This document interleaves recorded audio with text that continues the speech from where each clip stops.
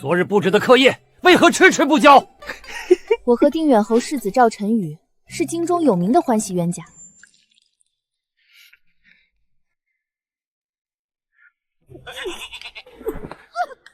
原以为这种被包装成玩笑的恶作剧，就是我们之间的相处之道。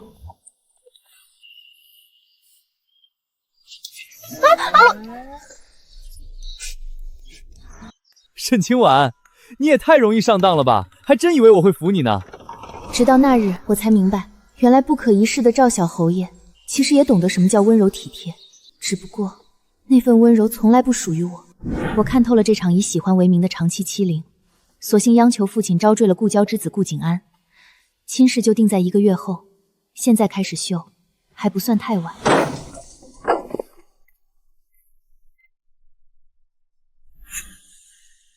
沈清婉，你是不是前几天摔跤把脑子摔坏了，还坐上女工了？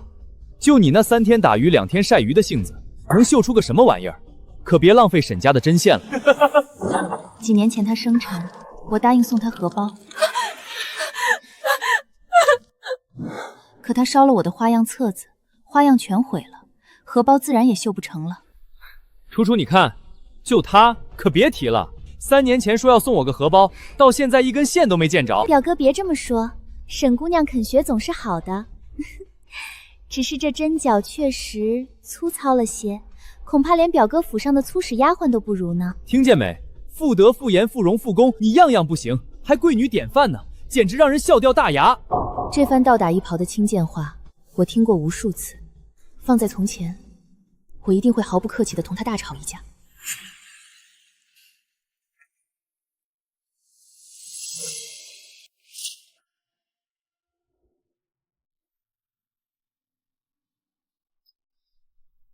沈清婉，你装什么哑巴？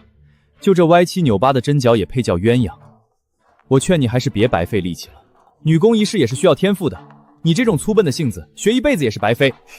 表哥别这么说，沈姑娘或许只是想在成婚前撑个场面，只是这绣工确实有些拿不出手。沈姑娘若是缺人手，侯府多的是绣娘，楚楚可以做主借你几个。呵呵，楚楚，你就是太好心，就她绣的这丑鸭子，我府里的粗使丫头手艺都比你精细100倍。你该不会是觉得前几天摔跤丢人，想用这种假模假样的办法挽回颜面吧？别装了，你到底是什么底细我还不知道。敢问赵世子说完了吗？要是没别的事，就请回吧。不是，这就生气了？你从前也没这么小气啊？怎么，装出这副冷脸给谁看？还在为我扶楚楚下马那件事闹脾气？要我说，你摔跤也不全是我的责任，谁让你自己蠢？连个马都下不好，也有你自己没站稳的原因，可别又像个没断奶的孩子跑到我娘那儿去告状啊！也有你自己没站稳的原因，可别又像个没断奶的孩子跑到我娘那儿去告状啊！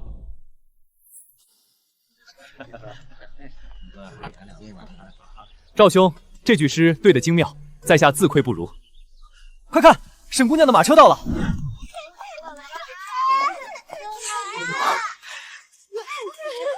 婉儿，你可算来了，来，把手给我，慢点下，别摔着。我同赵晨宇青梅竹马，两家也有一结亲。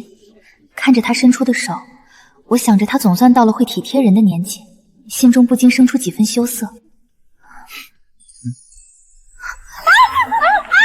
小姐，赵晨宇，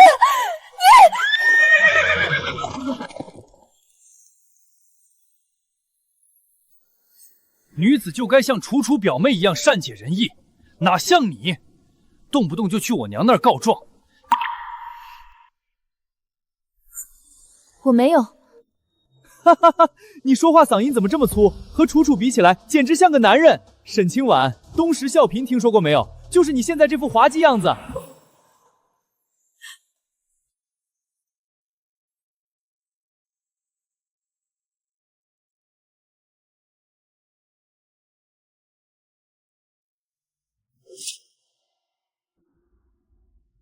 慢点踩，这路不平。虽有幸而垫着，可我到底也摔疼了。原以为他在安顿好林楚楚后，最起码会转过头跟我道个歉。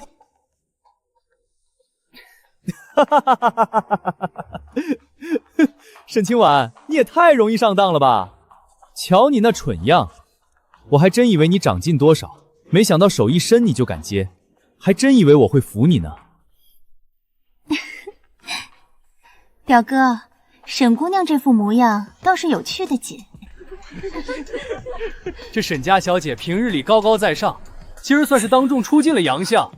看着眼唇轻笑的林楚楚，一股酸涩从心头一路蔓延至喉间，仿佛一盆冷水从天而降，彻底浇灭了我的所有幻想。怎么变哑巴了？平时不挺能吵的吗？这就认怂了？去请大夫。喂，沈清婉，我跟你说话呢。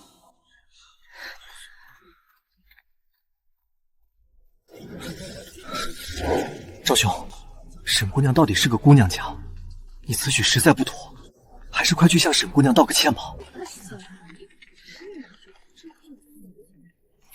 无事，去道什么歉？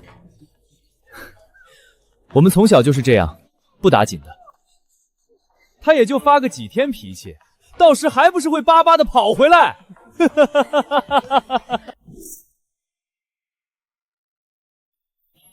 听见没有？那是你自己没站稳，可别又像个没断奶的孩子，跑到我娘那儿去告状。赵世子大可放心，是我自己识人不清，着了你的道。从今往后，我绝不会再去侯府告状半句。沈姑娘，不过是朋友之间的玩笑罢了，你何必如此咄咄逼人？表哥好心来看你，已经连识人不清这种绝情的话都说出来了。两家这么多年的情分，难道还比不上一次没站稳的意外？你可知此话传出去了，会对表哥有多大影响？不知道的，还当他是对沈姑娘做了什么伤天害理之事呢？你这般做派，岂不是存心要毁表哥的名声？咄咄逼人，每次都是他犯错在先，所有人却都劝我不要较真，就好像我才是那个无理取闹的恶人。喂，你长脾气了是不是？楚楚在跟你讲道理，你装什么聋子？不是，就这么点小事儿，你真生气了？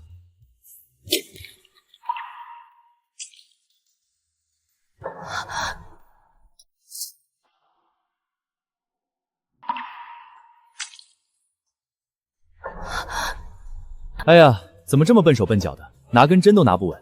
沈姑娘，表哥只是同你开个玩笑，谁知你自己手抖，不过是一块粗糙的绣布，毁了便毁了，大不了回头从侯府挑匹上好的缎子赔你便是。听见没？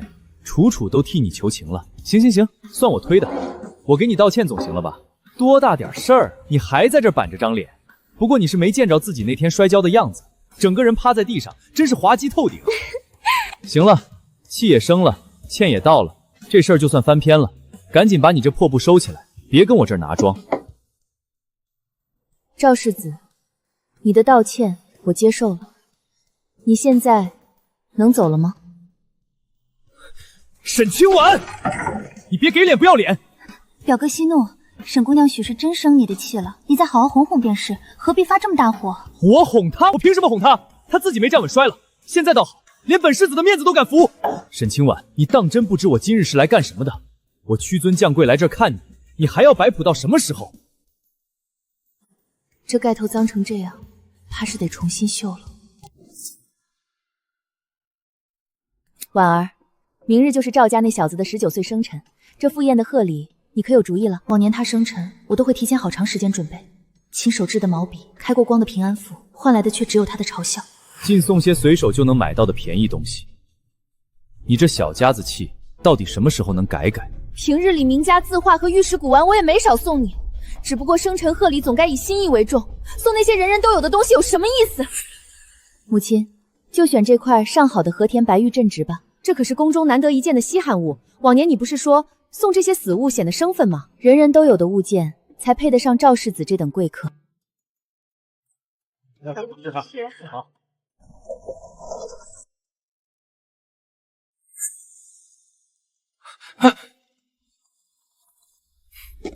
我就说你怎么会忘了我的生辰呢？今年你准备了什么？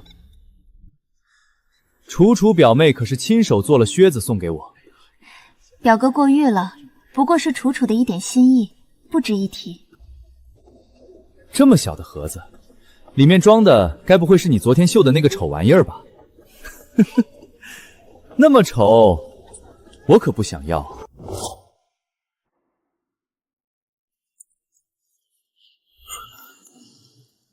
沈清婉，你这是什么意思？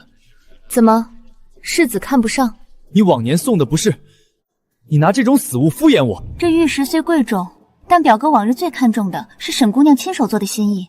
今日这贺礼确实显得生分了些。这成色的白玉可不多见啊，沈家当真好大手笔。可不是，规规矩矩的厚礼，挑不出半点错处。我问你话，你以前送我的东西呢？你真拿这种用钱买来的俗物打发我？你这孩子今儿是怎么了？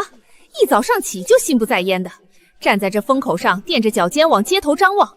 这会儿人到了，你又在这发什么疯？母亲，我没有等他，是他拿这种东西来。可能是不满意婉儿送的礼物吧。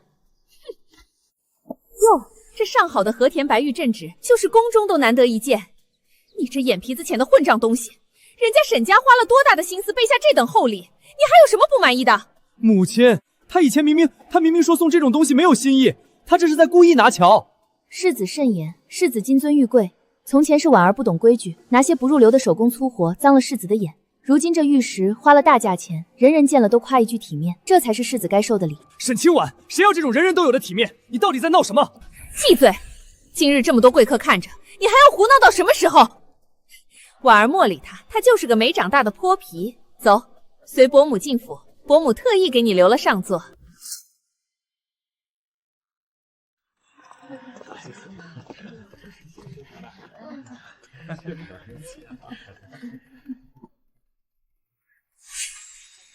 表哥，你看他失了你的欢心，连话都不敢说了，只能躲在这角落里生闷气。他惯会装模作样，等会儿我就让他原形毕露，看他还怎么端着贵女的架。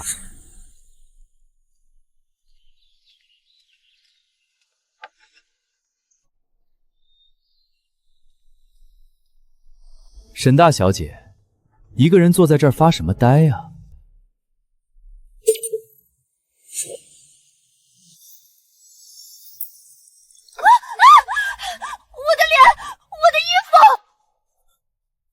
沈清婉，你疯了吗？你突然站起来做什么？世子说笑了，我不站起来，难道乖乖坐着被你浇一身墨水？你这是强词夺理！你明明看到我过来了，你就是故意躲开，想害楚楚出手，对不对？怎么，世子泼墨的时候没长眼睛，现在连脑子也不清醒了？是你端着墨汁砸人，我避开反倒成了我的罪过。这赵世子怎么能拿墨汁泼人呢？幸亏沈姑娘躲得快，不然这副惨状可就是他了。表哥，楚楚没脸见人了，楚楚不活了！看什么看？都给我闭嘴！你给我过来！沈清婉，你现在立刻去给楚楚道歉！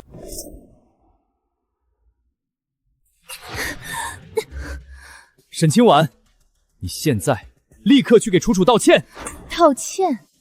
没拿稳东西的是世子你，凭什么要我道歉？要不是你突然站起来，那墨汁又怎会淋到楚楚身上？她一个清清白白从江南来的姑娘，如今在众人面前丢了那么大的脸，这都是因为你。那世子想把墨汁浇在我头上前，怎么不想想我会不会丢脸？难道在世子眼里，我的脸面就活该被你随意踩在脚下取乐吗？那不一样，我们从小就这么打闹，你当众出丑的事儿，大家见得多了，有什么大不了的？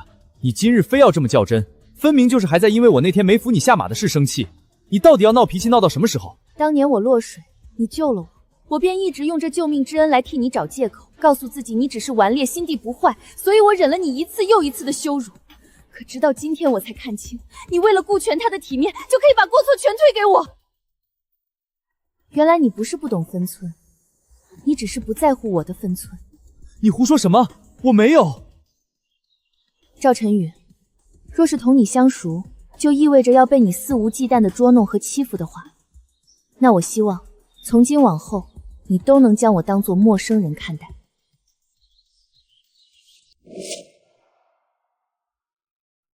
一转眼，这两个孩子都到了能议亲的年纪了。沈夫人，你还记不记得，当年咱们可是说过，等孩子大了，就给他们把亲事定下。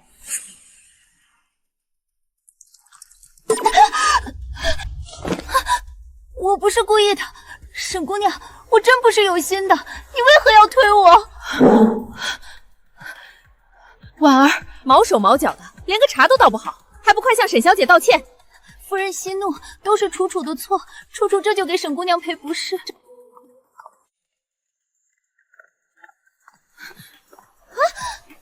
你又在发什么疯？不就是被茶水烫了吗？有什么大不了的？再说了，他不是也挨了你一推吗？看看楚楚都被你推成什么样了，就当扯平了，你还想怎样？行了，楚楚做错了事，本就应该道歉，要你在这掺和什么？给我退到一边去！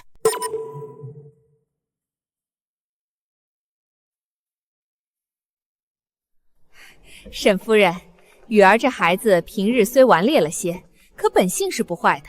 她最是照顾家中的兄弟姐妹，重情重义。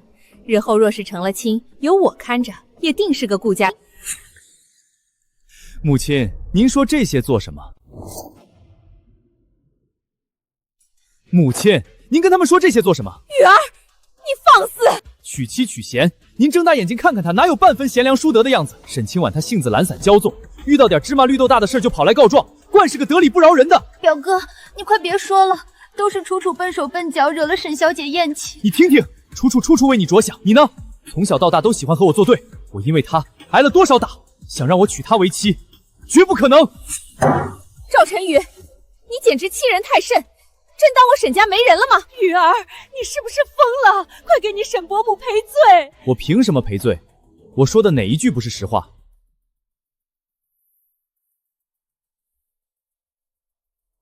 你聋了吗？你平时不是最能强词夺理吗？现在怎么装起哑巴道了？哼，当然了，他若是现在能低下头，乖乖为刚才推倒楚楚的事道歉，我也不是不能考虑这门亲事。好一个绝不娶她，好一个考虑亲事。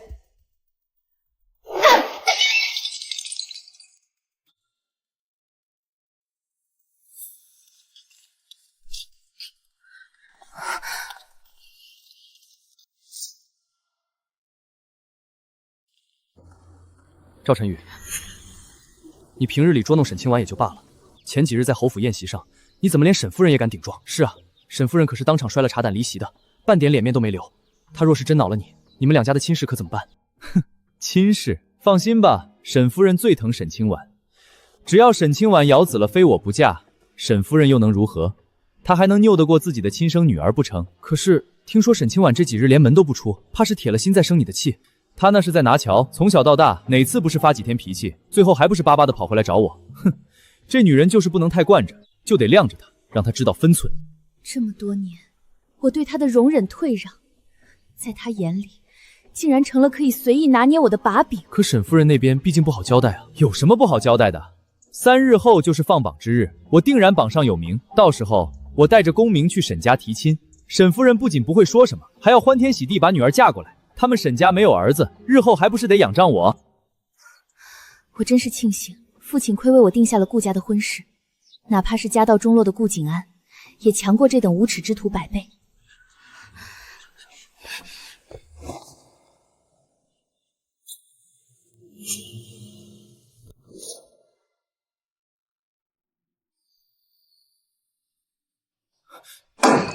沈清婉，你躲在那儿干什么？鬼鬼祟祟偷听我们说话。书院是读书的地方，我是来收拾旧物的，并非故意听你大放厥词。大放厥词，被当场抓包还嘴硬，你是不是以为听见我刚才说要去提亲，心里就暗自得意了？哼，我告诉你，提亲一事只是我母亲的意思，我可还没有答应。赵兄，少说2句，沈姑娘毕竟……我凭什么少说？她自己不知检点跑来偷听，我还说不得了？说完了吗？说完了就让开。你装什么清高？你害得楚楚当众出丑，若是不同她道歉，我是绝对不会原谅你的。也别指望我过几天会去沈家提亲，你最好现在就滚回府，好好反省清楚自己错在哪儿。上次花亭那般放肆，赵夫人也不曾登门致歉，他们母子这是吃定了我非她不嫁，以为能随意拿捏我。赵晨宇，你是不是听不懂人话？你敢这么跟我说话？我的亲事自有父亲和母亲做主，要你们赵家瞎操什么心？沈姑娘，这使不得啊！各位同窗也做个见证，我沈清婉绝不会嫁入定远侯府。你疯了是不是？你以为除了我，满京城还有谁会要你这种抛头露面的女人？那就不用赵世子操心了。行啊，正好我也不想娶你这种悍妇。若不是母亲逼着，我连话都不想与你多说。张榜的差役已经出宫门了，你们几个马上拿着红绸去绑下，死死守着。是。老夫早已考教过顾公子的学问，此子文章锦绣，今日必然榜上有名。只要看到他的名字，立刻将喜服给他套上。今日咱们沈家就要来一场绑下捉婿，双喜临门。老爷，咱们婉儿凭沈家如今的门第，本可以在京中勋贵里寻一门极好的亲事。那顾景安毕竟是您故交的朋友，虽说人品端正，可到底家道中落。只能靠着长辈们的照拂一路求学，这门楣实在……勋贵人家规矩大，顾家小子虽穷，却穷且益坚，不坠青云之志。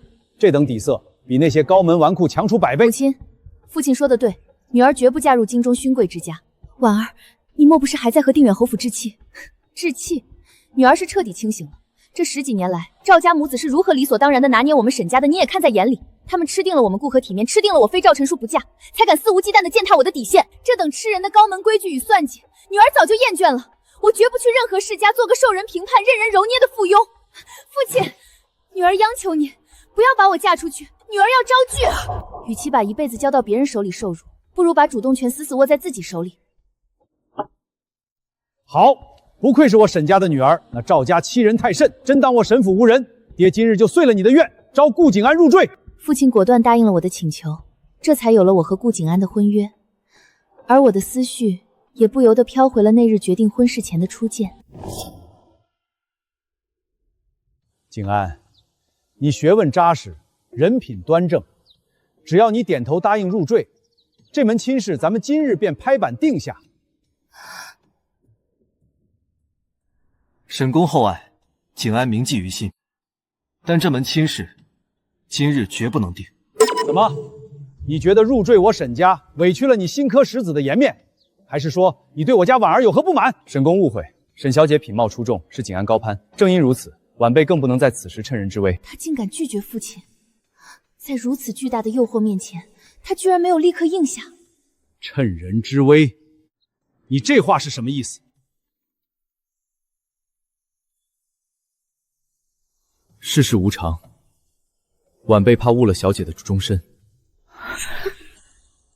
赵晨宇步步紧逼，恨不得用打压和羞辱将我永远踩在脚下。可这个男人却把所有的退路和选择权完完全全交到了我的手里。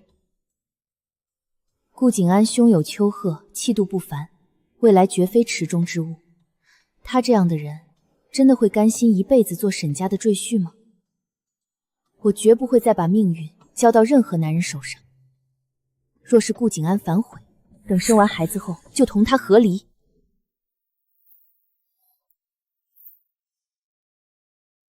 一会儿去沈家提亲，我倒要看看他还能摆出什么脸色。明明从小就是这么打闹着长大的，他竟然偏要为些鸡毛蒜皮的小事跟我闹脾气，纯粹是借机拿捏，甚至在书院当众驳我的面子，一点余地都不给我留。他还真以为自己能飞上天了不成？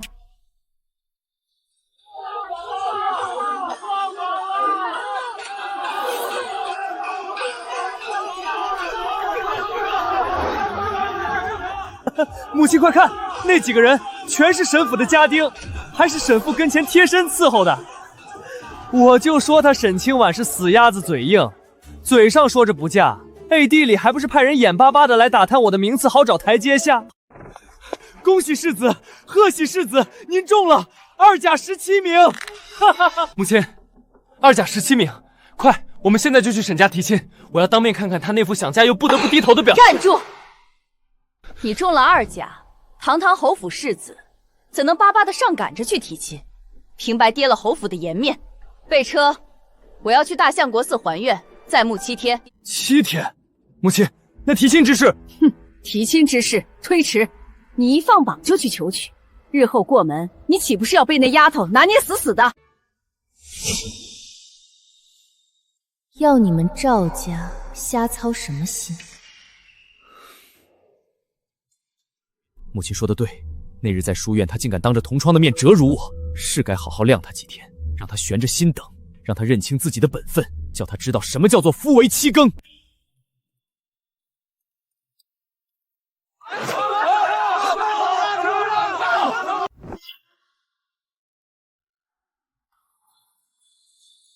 中了！我们顾公子中了意甲第6名！快给顾公子换上喜服！老爷有令，今日绑下捉婿，马上迎回神府成亲。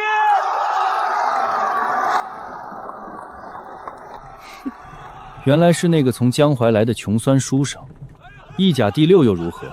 不知是哪家瞎了眼的破落小户，竟看上这种穷酸货色，还上赶着当街捉婿，真是滑稽。市井贱民没见过世面罢了，把帘子放下，没得沾了外头的穷酸气。等等，那牵马的，那不是神府前院的管事吗？跟在后棚拿赏钱的，也是神府的家丁。母亲，那队伍里全是沈家的人，沈清婉她要和别人成亲了。慌什么？没出息的东西！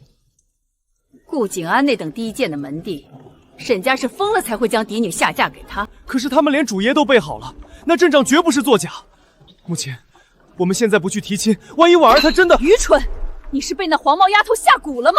就算她沈家如今得势，但沈父膝下无子，以后还不是得仰仗我们侯府的鼻息？那死丫头分明是气你不去低头，故意雇了几个奴才演这出戏给你看呢。你现在若是慌了神，巴巴的追过去，日后过门你就等着被她一辈子骑在头上作威作福吧。从今往后，你都能将我当作陌生人看待。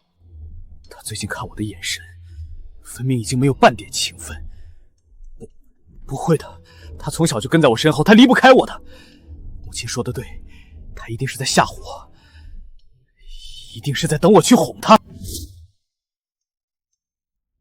既然是招赘，我便是这屋里的主，绝不能再被男人拿捏。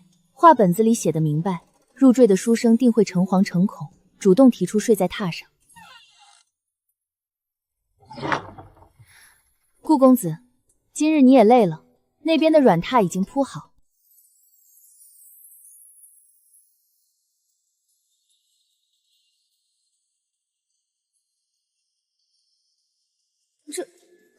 这怎么和话本子里写的不一样？顾景安，等等，你干什么？不行，绝对不行！为何不行？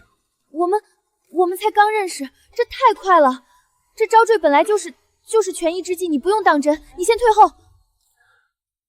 合了庚帖，拜了天地，我们是名正言顺的夫妻，究竟为何不行？是景安唐突，让小姐受惊了，也是我身份低微，配不上小姐。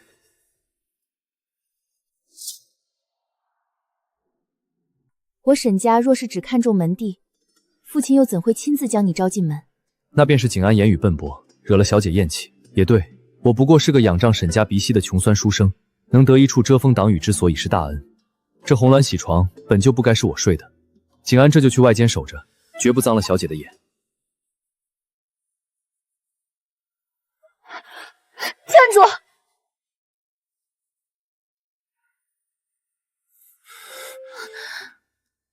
那夫人的意思是，我可以留下？我是说，你可以睡在屋里的软榻。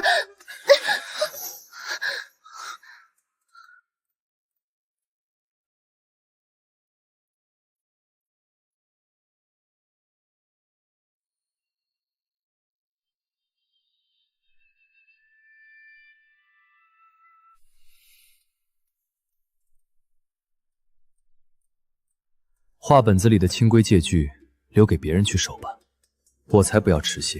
迟则生变的道理，我比谁都懂。要说我那新女婿，那可是河东裴氏的嫡长子，世家出身，又是自家姑姐的继子，这可是亲上加亲，京城里再找不出比这更好的姻缘了。哎呦，许夫人真是好福气，裴公子一表人才，跟您家千金那是天作之合啊！可不是嘛，这满京城谁不眼红许家这门好亲事？赵夫人，您家赵世子如今也是2甲进士了，这上门提亲的人家，怕是把定远侯府的门槛都踏破了吧？许夫人，快别提了。说起雨儿的婚事，我就发愁。为这雨儿，京中不知多少高门大户来探过我的口风。依我的意思，我侯府选儿媳，那自然是千挑万选的。可沈家那小丫头，真是追得紧。我们雨儿又是个心软的，看在两家多年的情分上，死活不忍辜负了她。母亲这话太过分了，婉儿并未死缠烂打。母亲，婉儿她其实……我这也是被逼的没办法，只好等我还完愿就去沈家提亲。哼，早知他这般没规矩，当初就不该让他们走得太近。不过现在说什么也晚了。按沈清武那野蛮的性子，雨儿要是不娶他，到时指不定会闹成什么样。沈清婉被家中养得无法无天，你若婚后不想被他压在头上，就得好好挫挫他的锐气。左右是说给外人听的，挫挫他的锐气也好，省得他日后过门再拿教闹脾气。要我说，这也得知道点廉耻。像他那般倒贴逼婚，传出去我都替沈家臊得慌。我也实在是没办法。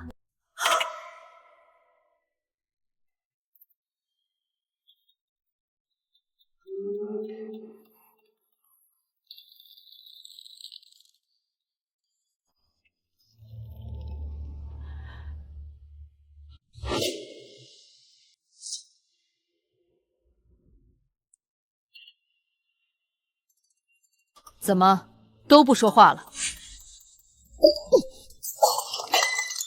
莫非我这侯府的主母教导儿媳规矩，各位夫人听着都觉得不顺耳？这赵夫人怕是吃斋念佛念疯了吧？还搁这摆婆母的谱呢，真是笑话！连人家沈小姐被娶了都不知道，还搁这摆谱呢。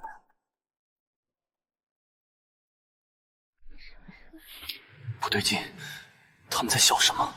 为何看我们的眼神像是在看两个跳梁小丑？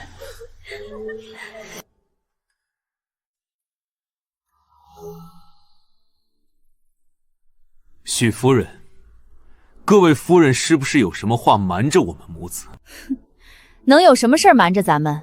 左不过是沈家那小丫头实在按耐不住，又四处托人去打探你高中的消息，在这儿做她侯府少夫人的美梦罢了。许夫人，你倒是说说看，我说的可有一句虚言？赵夫人，您是不知道吗？3日前放榜，沈小姐榜下捉婿。许夫人，你发什么医生？她沈清婉非我而不嫁，捉的哪门子婿？选中了新科进士顾景安。顾景安，沈家连喜服都备好了，就在放榜当天就成了亲。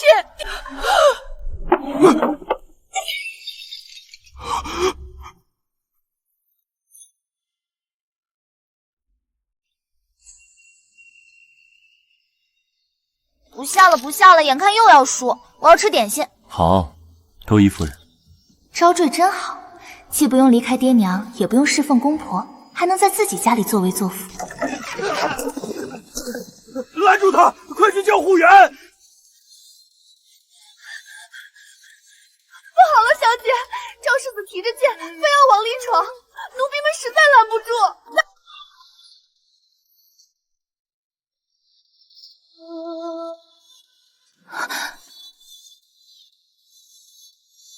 夫人，若是嫌外人吵闹，为夫这就陪你回屋歇息。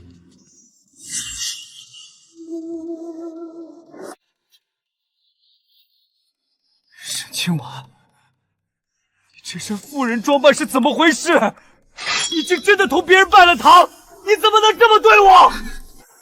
你这只是在气我，对不对？你就是想借此逼我低头。气你？赵世子未免太看得起自己。赵晨宇，不是你自己当着众人亲口说的，绝会娶我为妻，永远不会考虑同我这般的女子成婚。既然你看不上我，我现在另嫁他人，你又提着剑跑到我夫家，摆出这疯狗一般的样子来做什么？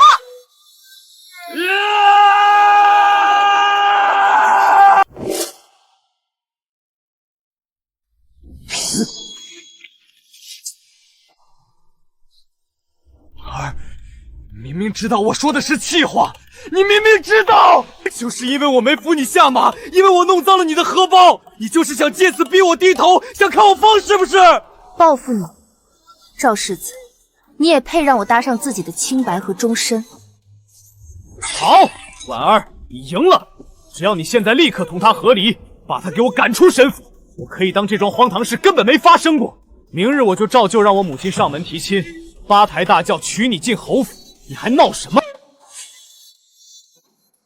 我曾以为他只是顽劣，如今才彻底看清，他骨子里全是自私与傲慢。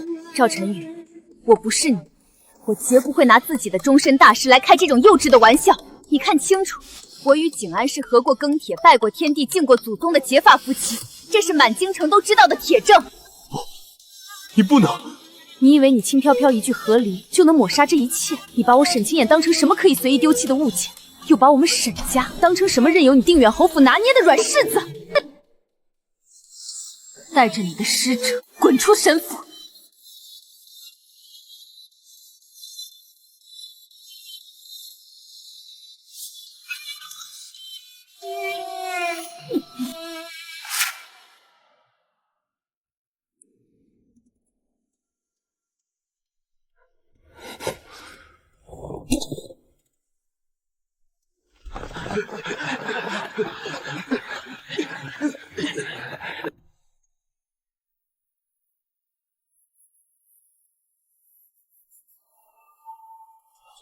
这世子都在这儿站了一夜了，一动不动，莫不是中了邪？人家沈小姐昨个都拜堂成亲了，她还死皮赖脸杵在这儿，这高门大户的公子怎能如此不要脸皮？玉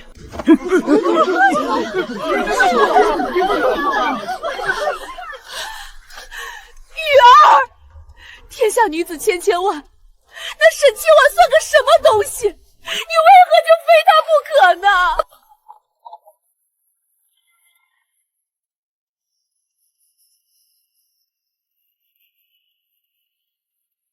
沈清婉，你这不知廉耻的狐妹子，既已嫁作人妇，为何还要勾引我儿？如今见雨儿被你折磨成这副人不人鬼不鬼的模样，你这毒妇可算满意了。赵夫人还真是喜欢睁着眼睛说瞎话。明明是你儿子死皮赖脸、自作多情，非要逼我和离同他成亲，我连面都不愿意见，家派护敦死守大门。现在到了你嘴里，反倒成了我勾引他了。还好我命大没嫁给他，不然有你这种颠倒是非、蛮横无理的婆母，日后在这侯府里，我还不知要受多少搓磨。你放肆！大家快来看看这小贱人的真面目！满京城谁不知道她沈清婉品行有谦，行事疯癫，没有半点高门贵女的样子。从前年纪轻轻就不要脸的倒贴追着我儿跑，也就是我儿心性纯良，才上了你这种低贱女人的当。够了，够了，母亲别再说了，是我对不起婉儿，我只想和她好好谈谈，求你了，你能不能别在这儿给我添乱了？赵晨宇，有什么见不得人的话，就在这儿谈吧。当着全京城百姓的面，一字一句的说清楚，也省得你母亲日后又在背后嚼舌根，往我沈清婉身上泼脏水。婉儿，我只是不明白，明明什么也没发生，为什么你就突然变了心意，嫁给了别人？为什么？赵世子真是贵人多忘事，什么叫没发生？大家伙来评评理，2个月前塔清，这赵世子假意要扶我们小姐，却突然撤手，害我们小姐重重摔在地上。事后他不仅没有半分愧疚，甚至还指着我们小姐哈哈大笑。我没有。1个月是质子生辰，我们小姐好心备了厚礼去赴宴，她倒好，不但一句感谢没有，反而使坏，拿着一盆黑墨汁就要往我们小姐头上浇。幸亏我们小姐机灵躲了过去。各位猜怎么着？这赵世子竟还不高兴了，他质问我们小姐为什么要躲，害得那墨汁淋在了林楚楚身上，甚至当着满堂宾客的面不依不饶的逼我们家小姐道歉。可是我们从小就是如此，我那只是同他玩笑。玩笑？往姑娘家头上浇墨汁算哪门子玩笑？他还好意思说从小就是这样？合着人家沈小姐脾气好，就活该一辈子受她欺负？就这样搓磨人家，还想让人家同他成婚，莫不是得了失心疯吧？这你们就不懂了吧？这叫下马威，想试探沈小姐的底线。还没成婚就想把沈家压一头，这种上不得台面的下作手段，也不知是跟谁学的。还能跟谁？看看他旁边那不讲理的娘呗，有其母必有其子。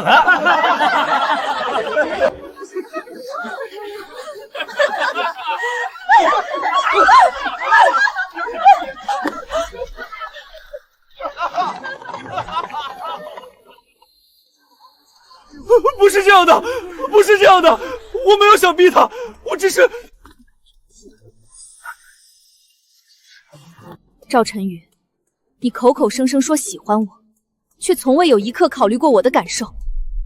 今日我只问你最后一句：你总在众人面前贬低我、戏弄我，甚至纵容别人羞辱我，是否真如大家所说，你就是在试探我的底线，想借此确立你在婚后的绝对主导权？其他废话你无需多言，只回答我是或不是。是。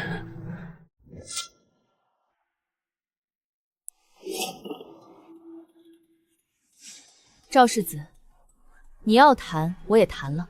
从前世子救过我，这些年的委屈就全当是我还礼了。此后前尘往事一笔勾销，还望世子莫要纠缠。不，婉儿，你不能一笔勾销。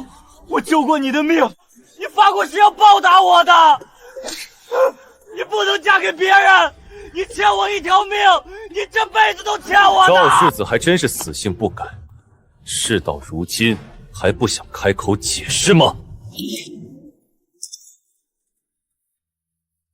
奴才说，奴才什么都说。大声点，当年落水到底怎么回事？那年沈小姐落水，根本不是世子救的，是另一位小公子救了她。奴才和世子只是帮忙叫了人而已。世子他连水都没下，居然冒领救命之恩，这定远侯府竟无耻到了这般地步。他这些年竟是靠着这假恩情，死死拿捏着沈家。原来我这些年念念不忘、引以为枷锁的恩情，竟从头到尾都是个笑话。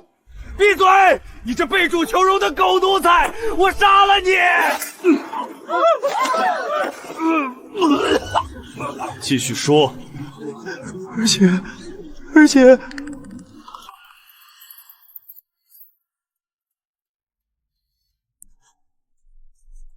闭嘴！不准说！说，敢隐瞒半个字，我今日就让你横着抬出这条街！我说，而且当年沈小姐落水，是因为世子想捉弄别人，所以在湖边泼了油，沈小姐是踩中油才滑下去的。畜生！你这披着人皮的畜生！你险些害死我家小姐，竟还心安理得的当了这么多年救命恩人！你记着，要是旁人问起，定要咬死是你将沈家那丫头救上来的。侯府如今势危，只要你成了沈家的救命恩人，这辈子都能死死拿捏住他们。你日后的前程，母亲也不必担心了。呸！毒蛇心肠，把人害得差点没命，还要人家对他感恩戴德，拿着这假恩情搓磨沈小姐这么多年，这种做派简直猪狗不如！定远侯府就是个藏污纳毒的贼窝，滚出京城！滚出京城！出京城！原来连你对我唯一的善意，都是你母亲为你前程算计的筹码。你根本不是什么恩人，你就是个险些要了我的命，还要吸我血的恶鬼。不是的，婉儿，我错了，你听我解释。啊！赵世子，带着你的脏手，滚！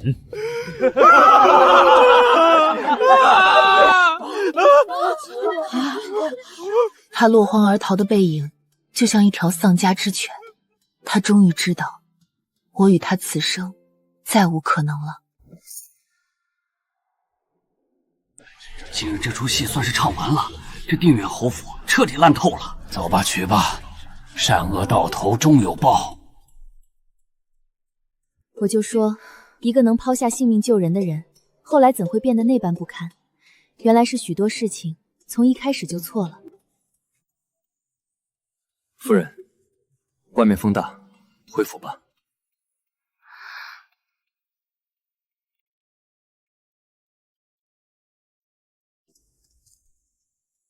早在很多年前，他就曾随母亲在府中小住过，只是后来我落水生病，忘了许多事情，竟也忘了他。顾景安，我想起来了，当年是你救了我，我却忘得一干二净，让你平白受了这么多年的委屈。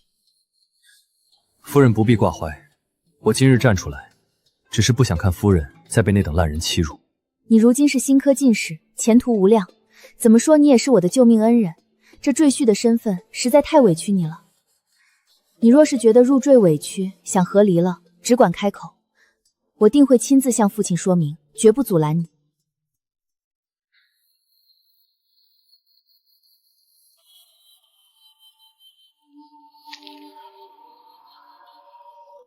夫人知道自己这叫什么吗？什么？恩将仇报。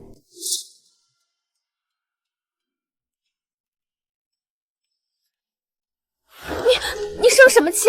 我是在为你打算。为我打算。沈清婉，在你眼里，我顾景安就是个能用功名绿地打发的物件。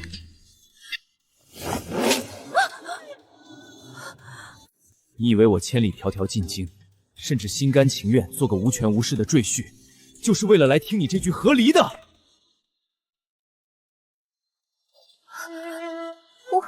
我只是不想恩将仇报。你将我们拜过天地的婚姻当做恩情互换的筹码，随时准备将我扫地出门。你是不是觉得，只要把恩故报了，你就不欠任何人，就可以心安理得地躲进龟壳里，再也不用付出半点真心？这才是真正的恩将仇报。我顾景安绝不是招之即来挥之即去的人。夫人既觉得我是个累赘，那顾某不碍夫人的眼。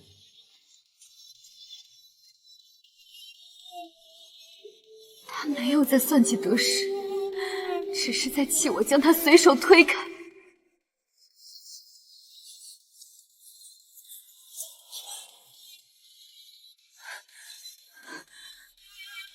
顾景安，我收回刚才的话，行不行？夫人一言九鼎，怎好反悔？我错了，我真的知道错了。看着他终于不再甩开我，我才松了一口气。只是我没想到，为了抚平他被踩踏的底线，我竟花了一整夜的功夫，才将这男人彻底哄好。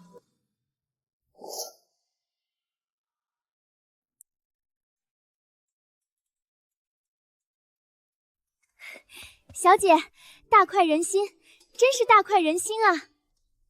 慢些跑，什么事值得你高兴成这样？还能有谁？定远侯府的赵琛宇啊！那日咱们府门前撕破脸的事，如今整个京城都传遍了。官家的圣旨直接拍在了他们侯府的大门上，圣旨上说赵琛宇品行不端，当场革了他的功名。不仅如此，还下旨令他50岁之前都不准在下场科考，50岁方可再考。这便是终极审判了，他这辈子的仕途算是彻底废了。废得好，这就是报应。他如今自觉无颜在京中立足，整日缩在侯府里借酒消愁，活像他扶不上墙的烂泥。赵夫人向来看重门第前程，怎会任由他这般颓废下去？小姐料事如神，赵夫人膝下就这一个独子，劝也劝不动，打也打不得，便想着赶紧给他说一门亲事，好给侯府生个继承人。可如今他们家名声臭不可闻，满京城哪有好人家愿意把女儿往火坑里推？他那般精于算计，旁人不嫁，他自会从身边人下手，总有人躲不掉。绝了！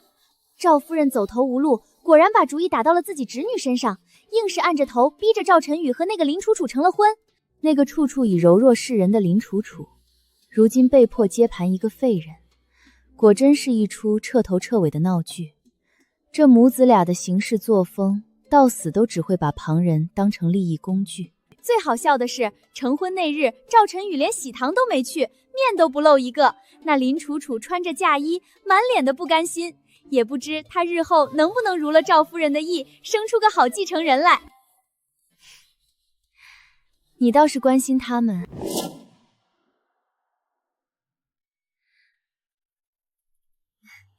你倒是关心他们。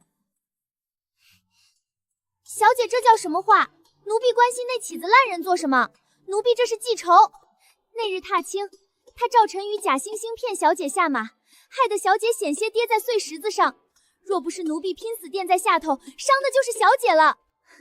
奴婢这腰板被那一下砸得险些断成2截，在下人房的硬板床上结结实实躺了整整2个月，连翻身都疼得冒冷汗。是，那日多亏了你，这笔账我们早算清了。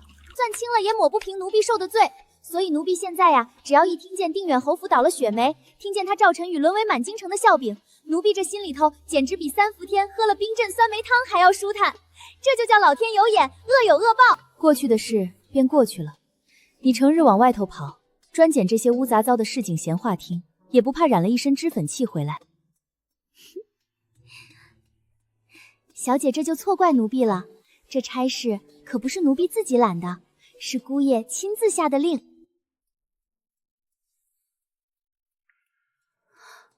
顾景安，是他让你去打听赵家的闲事？姑爷原话可不是这么说的，姑爷前2日特意把奴婢叫去书房，赏了一大包碎银子。姑爷说，小姐如今有了身子，这头3个月最是要紧，千万不能受累走动。姑爷还说，怕小姐在府里闷出病来，命奴婢每日多去茶楼酒肆转悠，专挑那定远侯府的倒霉事儿打听。姑爷原话说，夫人听了心里痛快，对腹中胎儿也是大有益处。顾景安那端方温润的外表下，竟藏着这般不动声色又极端护短。杏儿啊，你说的这些要是让姑爷听见了，你家小姐我可又要倒霉了。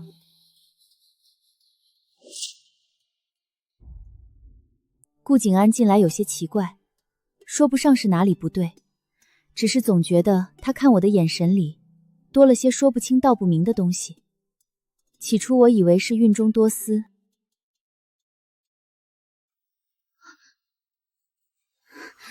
小姐，姑爷最近是不是有心事啊？你察觉出什么了？前2个夜里，奴婢起来给小姐倒水，瞧见书房那边的动静不对，奴婢大着胆子去瞧了一眼，看见姑爷一个人在书房坐到3更天，连灯都没点，就那么直挺挺地坐在黑影里，一点声响都没有。连你也察觉了。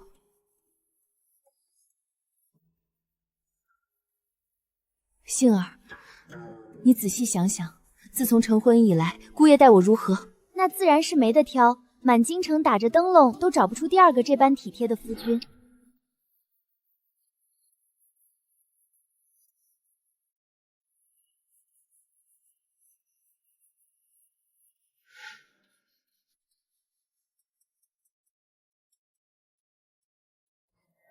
是，不可为不好。晨起温州，夜来天香，连我耍小性子闹脾气，他也只是含笑哄着，从不见半分不耐。可杏儿，人非圣贤，怎会没有一丝脾气？小姐的意思是，太完美了，这份温柔就像一张密不透风的网，正因为太好了，反倒让人觉得不真实。他心里绝对藏着别的事。夫人在说谁藏着事？夫人在说谁藏着事？没说什么，在怪杏儿这丫头，成日里藏着外头的闲话，不肯痛痛快快全说给我听。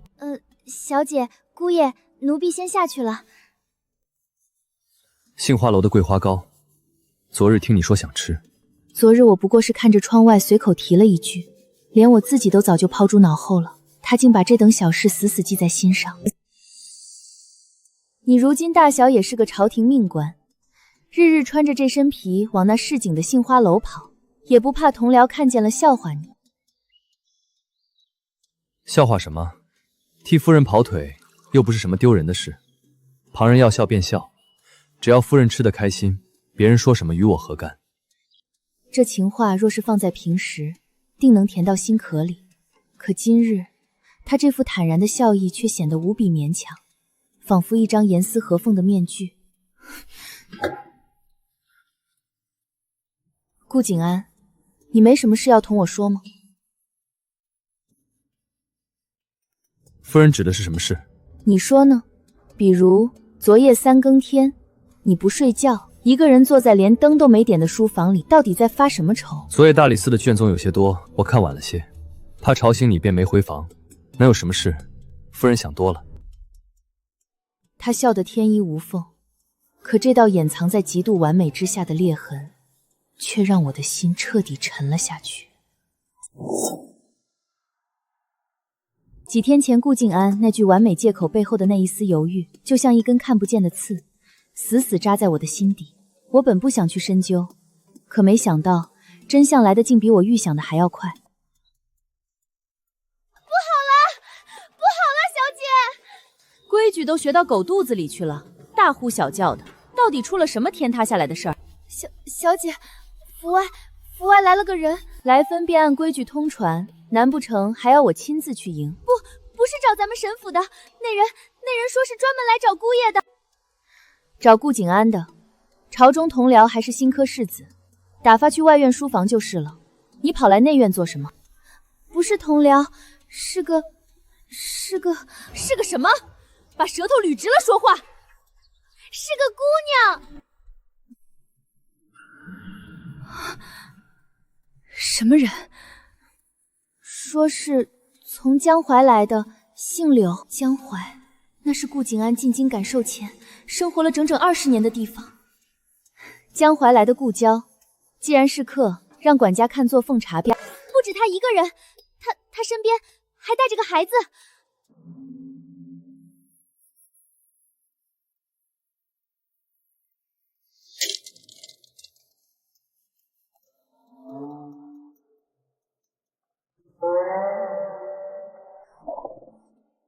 江淮来的姑娘带着孩子找顾景安，这几个字连在一起，任凭哪个女人听了都要多想。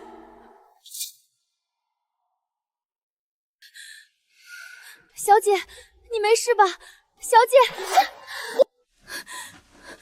那个孩子，你看清楚了没有？看清楚了，奴婢瞧得真真的。多大了？我问你，那孩子多大了？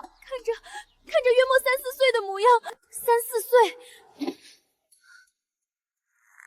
顾景安今年22，往前推3、4年，正是他18、19岁在江淮的时候。姑爷呢？还没回府，奴婢已经让人去宫门口守着了。去找，去朝房，去各大衙门找，把他给我叫回来。奴婢这就去。站住！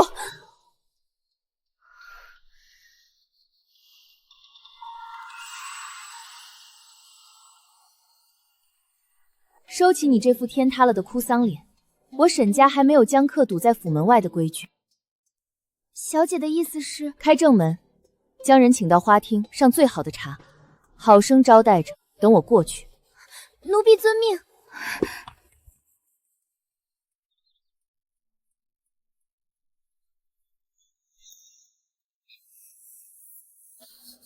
江淮的姑娘，3、4岁的孩子。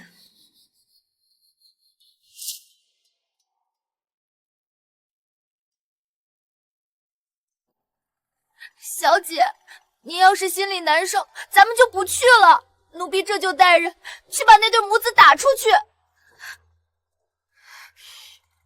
打出去？你当沈家是什么地方，能落这种下容不下的口实？顾景安平日里待我太好，好得像一张密不透风的网，以至于让我完全忘了，在与我成婚前，他有过整整20年的人生，而那段人生里根本没有我。小姐，姑爷平日里那般珍恕你，这其中定有误会。那孩子指不定是从哪儿抱来的野种，专门来讹人的。误会？3、4岁的孩子，正好对上他3、4年前在江淮的日子。天下能有这么巧的误会？给我更衣！小姐，若那女人真的拿出了凭证，那孩子真是姑爷的骨肉，您打算怎么办？咱们同他和离吗？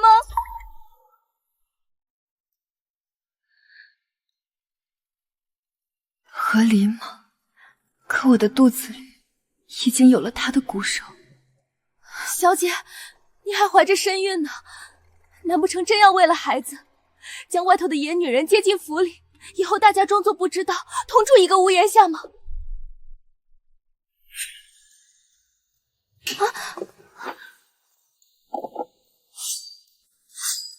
装作不知道。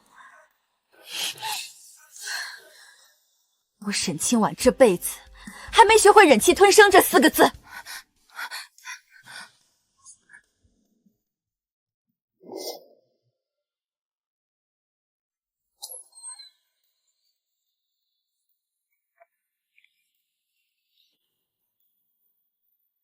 这孩子的眉眼怎么会有顾景安的影子？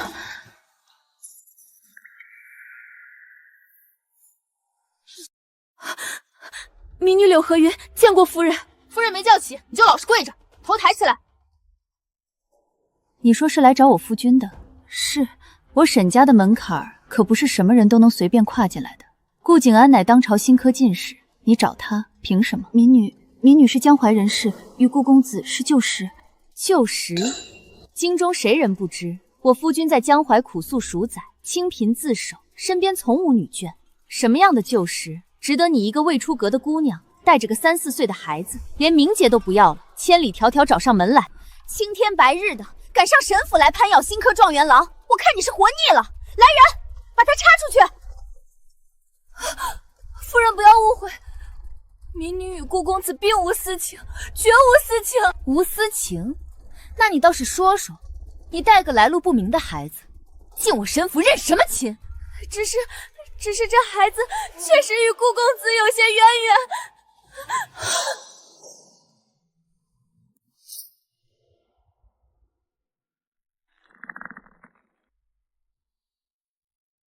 什么渊源？顾公子曾救过民女母子的命。母子？他才多大岁数？这孩子若是他的，那顾景安当年……细说，你最好字句句句掂量清楚。若是敢有半句虚言，我让你今日出不了这沈家大门。民女不敢。3年前江淮水患，民女与家父逃难途中失散，独自抱着幼弟流落街头。当时4处都是流民，我们险些被人贩子拐了去。是顾公子路过，仗义人言，不顾危险救下了民女姐弟。他不仅救了我们，还出钱出力帮着寻回了家父。这便是民女的幼弟。那年他才1岁多，若非顾公子，只怕早就死在荒郊野外了。幼弟，原来那句怪异的母子，竟是姐弟。这块石头总算落了地。既然是救命之恩，那便是我夫君的恩客。那你今日前来是为了报恩？是，也不是。什么意思？顾公子与民女一家有再造之恩，民女一直想当面道谢，只是家父病重，脱不开身。如今家父去了，民女便带着幼弟进京，想求顾公子收留。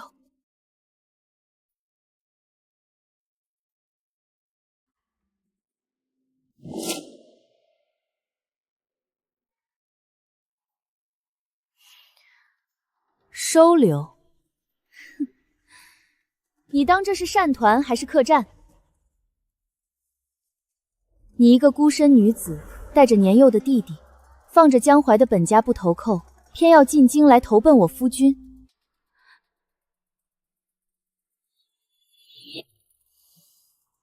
是觉得我沈家好攀持，还是觉得新科进士心软，能由着你们常驻不奏？不是的，民女绝不敢有此等攀附之念。只是民女在京城举目无亲，家父临终前嘱咐说顾公子是重信义之人，让民女前来投奔他。这是顾公子当年写给家父的信，夫人若是不信，尽可过目。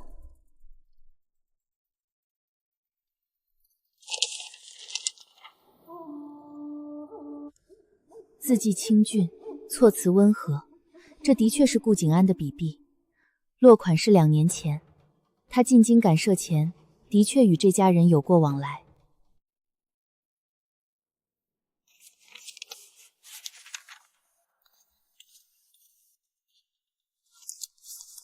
小姐，这不明摆着是想赖在咱们府里不走吗？您千万不能……你且先住下，等他回来再做定夺。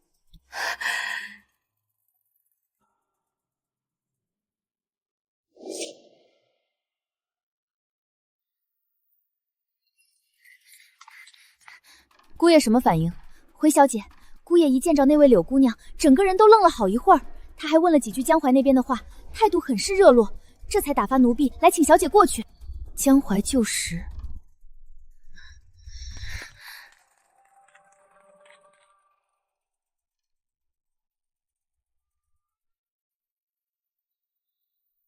沈老先生竟已仙逝了，去年他还给我写过信，说身体硬朗，让我不必挂念。家父是怕顾公子担心，才故意那么说的。其实他那时的病就已经很重了，只是硬撑着。是我在江淮时多蒙老先生照拂，本想着高中后再去探望，没想到他竟也会用这般温和、满怀愧疚的语气同另一个女子说话。他那整整20年的人生里，根本没有我。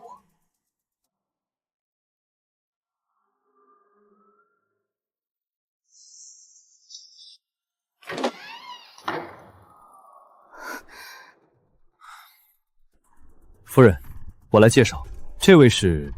不必了。柳姑娘，我们见过了。柳姑娘方才说想留在京城，是。民女在京城没有旁的亲传，只认得顾公子一人。你还敢顺杆爬？若夫人不嫌弃，民女愿意留在府中做婢女，只求有个安身之处。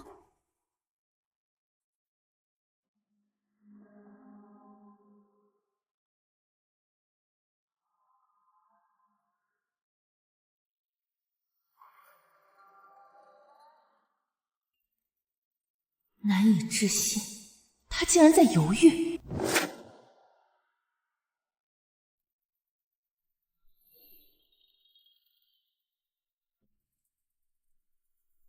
不妥，你是良家子，又带着幼弟，怎好屈身为婢？若是传扬出去，旁人还当是我沈家仗势欺人。夫人，民女不怕吃苦，只要有一口饭吃就……我不是这个意思。你且安心在府里住下，等寻到合适的差事再做打算。至于你幼弟的束修，府中可以先垫着，日后你宽裕了再还也不迟。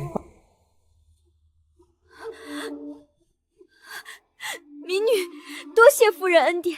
杏儿，将人扶起来，带柳姑娘去收拾一间厢房出来。柳姑娘，请吧。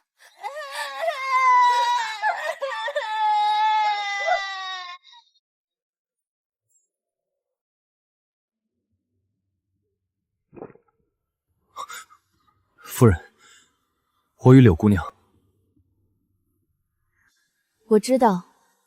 他说是你救了他和幼弟的命，还帮他寻回了父亲，是实打实的再造之恩。当年在江淮，确实有此一事。那你为何不告诉我？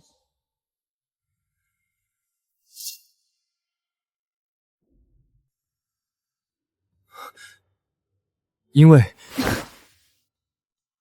我以为这不是什么大事。不是什么大事，人家拖家带口，千里迢迢从江淮寻到了京城，甚至甘愿自降身份，求着要在咱们府里做个伺候人的婢女。这般天大的再造之恩，这般深重的牵扯，到了夫君嘴里，竟只是一句轻飘飘的不是什么大事。夫人息怒，那不过是当年的举手之劳，我不说，是不愿拿这些外人的琐事来平白惹你心烦。外人琐事？顾景安，你给我听清楚了，你是我的夫君，你的事就是我的事。日后若再有这样的事，我不准你自作主张瞒着，我希望你能第一个告诉我。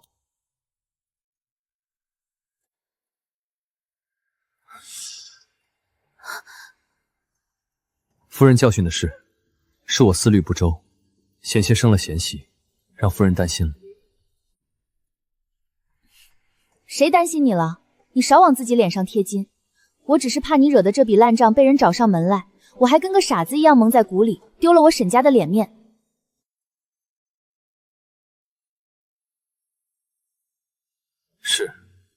夫人说的都对。不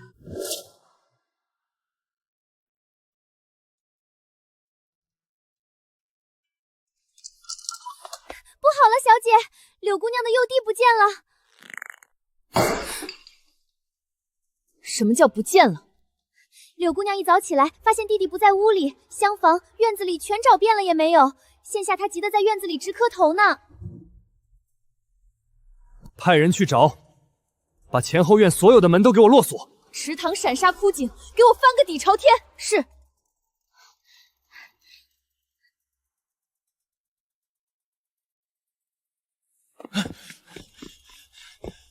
找到了，找到了！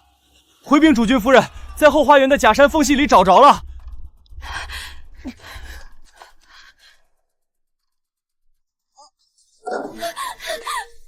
奶奶，吓死姐姐了！到底是个3、4岁的稚红，人没事便好。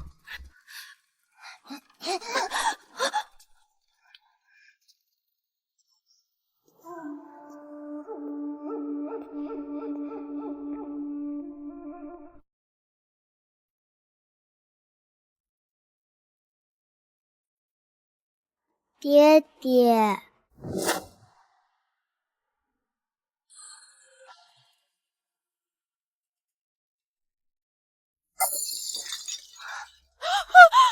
的老天爷，我的老天爷！放肆！你胡喊什么？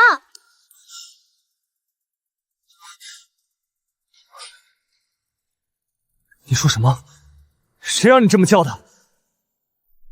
娘说你救过娜娜和娘是大好人，就像爹爹一样。囡囡，这是这孩子的名字。夫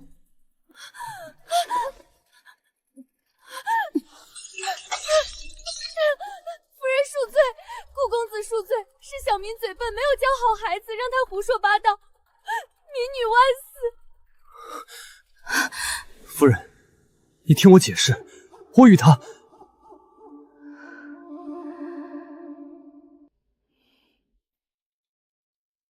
无妨。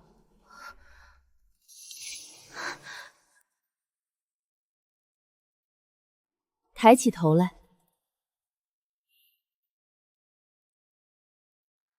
我让你抬起头来。你叫什么名字？奶奶。这是小名，大名呢？怎么？沈姑娘连个名字都不敢说，这名字里藏着什么见不得人的东西吗？沈姑娘，回夫人的话。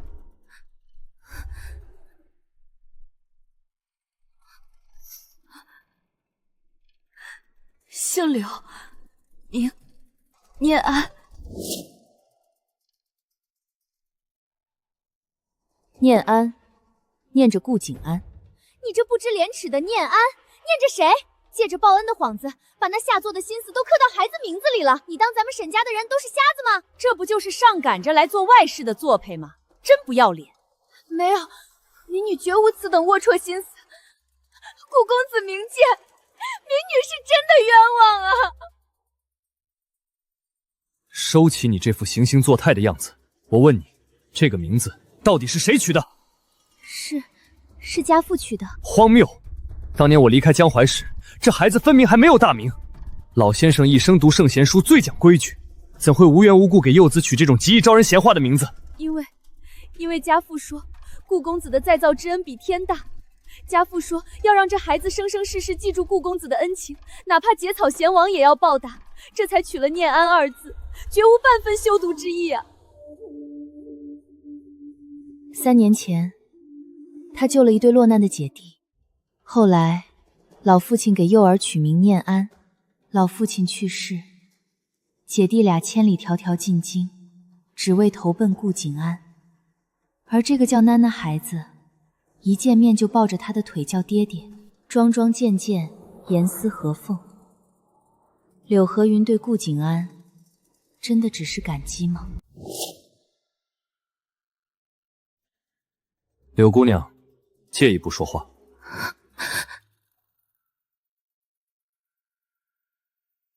夫人，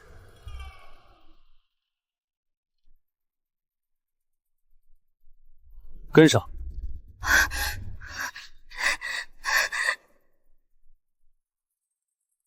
小姐，那个柳姑娘该不会是对姑爷？您没瞧见她刚才那眼神，那眼珠子恨不得粘在姑爷身上，这哪里是报恩，分明就是想借孩子飞上枝头。别瞎说，男女之间的事最是说不清道不明。你以为是恩情，人家以为是情义；你以为只是举手之劳，人家却记了一辈子。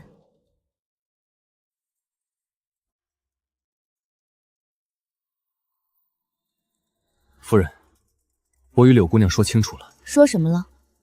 她那般楚楚可怜，又抬出老父亲的遗愿，你这救命恩人是如何说的？我说，我已经有了夫人，不方便收留她，所以我给了她一些银两，让她即刻另寻住处，绝不留在这个家里碍夫人的眼。这是顾景安，你这是要赶人家走？你这是要赶人家走？不是赶，是好聚好散。那笔银子足够他在京城盘个铺子，清清白白度日。若夫人觉得如此不妥，也可以留下他。只是什么？只是我顾景安行得正，坐得端，我绝不想让夫人心中生出哪怕一丝一毫的误会。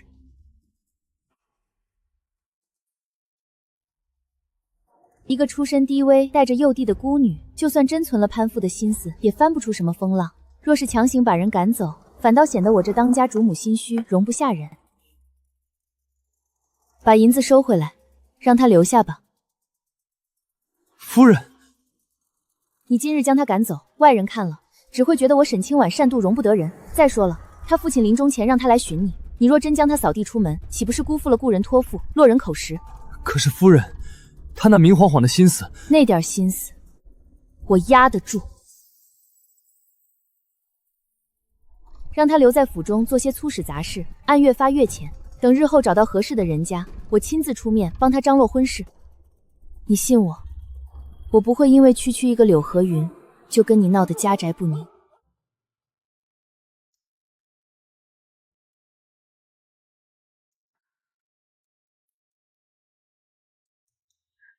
夫人，你就不怕我对他？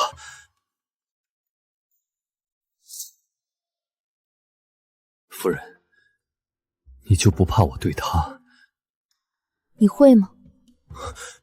不会，绝无可能。我此生绝不碰他半根手指。那不就行了？你若是真有那等下作心思，刚才在书房就已经把人交藏起来了，何必还要拿着银子来试探我的底线？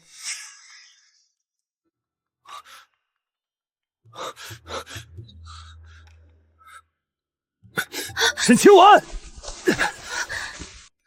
你知不知道，你越是这样大方，越是这般从容不迫，我越是觉得对不住你。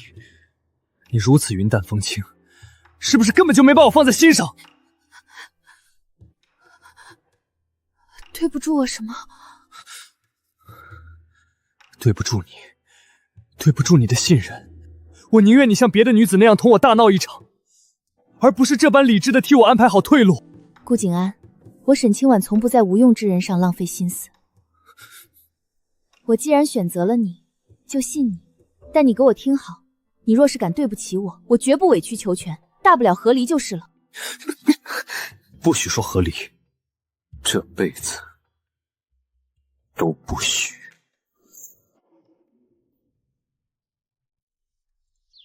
沈姑娘手脚真麻利，这一大筐半日就理完了。是啊，这阵脚比咱们府里做了多年的绣娘还要齐整。嬷嬷们教得好，我理应多干些。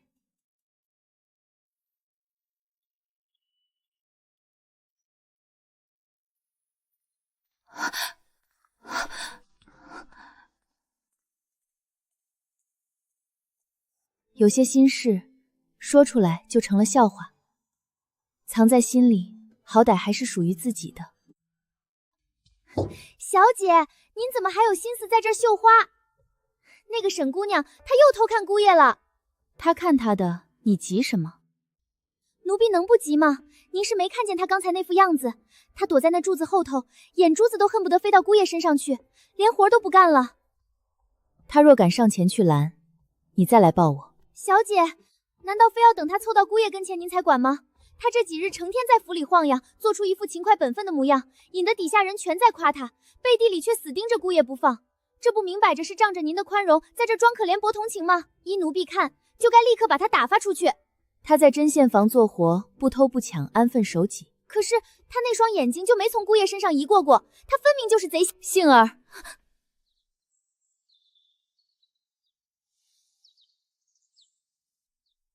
人家看的是月亮，关姑爷什么事？小姐，您这话是什么意思？他那眼珠子都快贴上去了，您怎么还能向着他说话？可是，杏儿，我问你，一个人要是明知道天上的月亮不是自己的，却还要日日夜夜去望着，这算不算自讨苦吃？算自讨苦吃。所以啊，真正该难受的不是我，是他。我若是为了一个连手都伸不过来的影子大动肝火，去严防死守，反倒给了他登堂入室的本钱。他爱看，就让他看个够，看得到摸不到，那才是真熬人。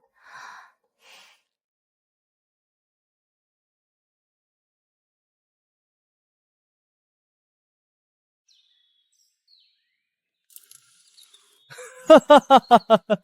就他，还想给我绣荷包？妇德、妇言、妇容、妇功，他样样不行，到现在连根线都没见着。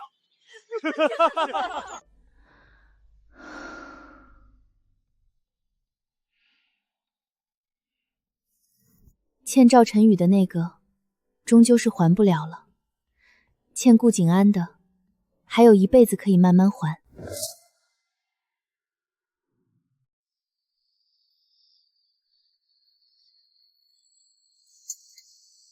夫人，这冰镇的吃食万万碰不得。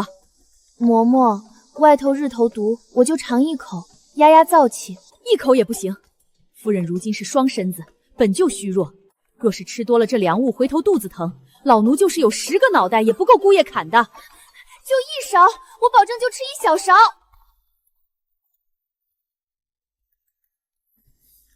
所有人退下。嬷嬷说的对，夫人如今是双身子，吃多了凉的，回头肚子疼。我才吃了1口，一口也不行。顾景安，你好歹也是堂堂新科进士，朝堂新贵，一回府不问别的，就死死盯着我这一口吃食不放。你说你一个大男人，怎么比我娘还啰嗦？夫人这是在嫌弃我。哪儿敢，我这是在夸你体贴。夫人若是真觉得我体贴，不如答应我一件事。什么事？等孩子生下来，夫人教我绣荷包。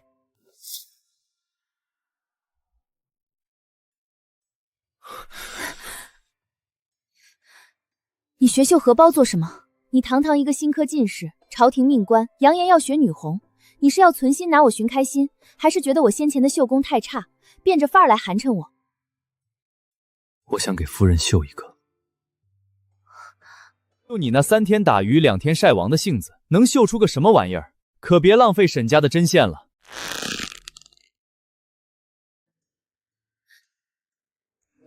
你是认真的？认真的。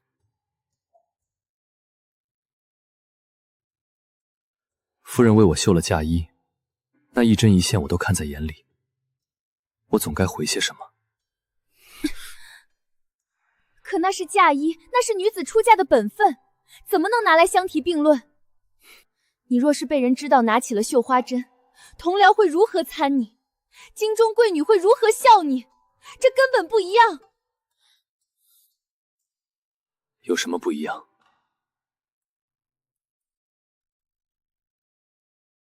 都是心意。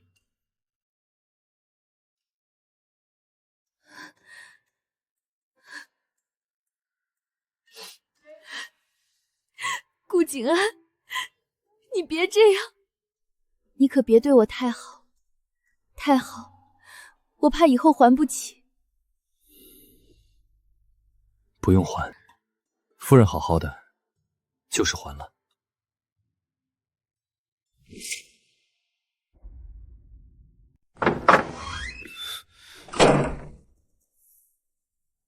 怎么了？怎么一回府就这副脸色？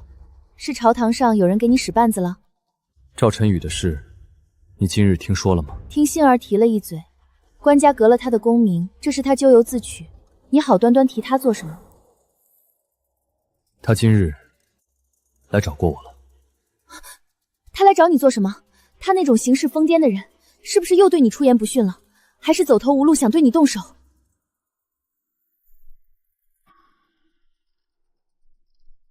他让我把这个转交给你。这是什么？赵晨宇给你的信。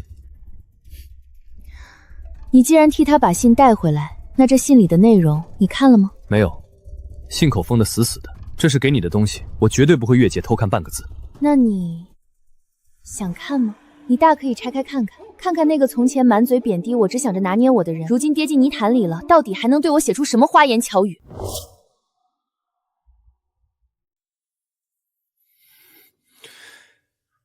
夫人的信，夫人自己做主。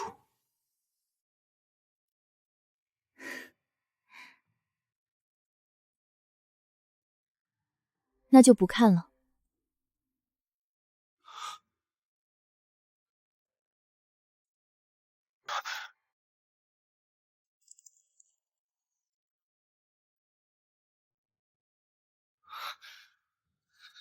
夫人不看一眼。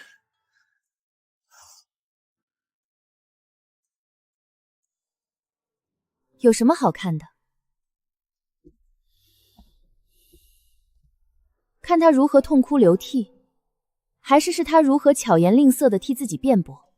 无非是道歉、后悔、祈求原谅，再就是解释当年的事。这些话他在沈府门口已经说过了，我没什么想听的了。夫人，你就不怕信里有什么重要的事？说今日就这么烧了，以后你万一想起来，会不会……再重要，也是过去的事。顾景安，你听好，我的以后只有你。